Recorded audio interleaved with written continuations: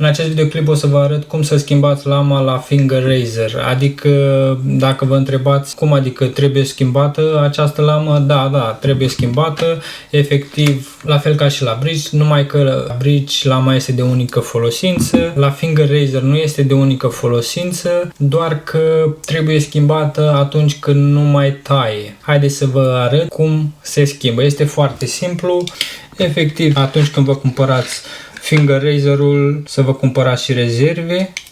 Cam așa arată lama. Haideți să vă arăt cum se schimbă. Efectiv, trebuie să împingeți din această parte cu ceva. Împingeți această lamă, o scoateți, dați deoparte, iar apoi trebuie să o puneți în aceeași poziție. După cum vedeți, are acest canal. Fixați lama pe acel canal și apoi veniți cu ceva și împingeți lama până la capăt.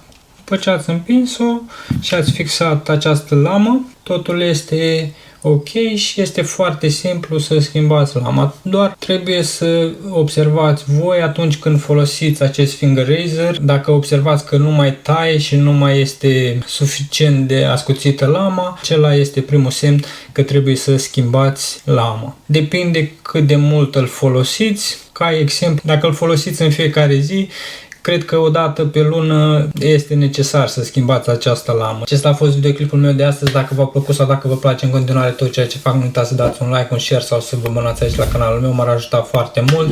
Până data viitoare, stați aproape!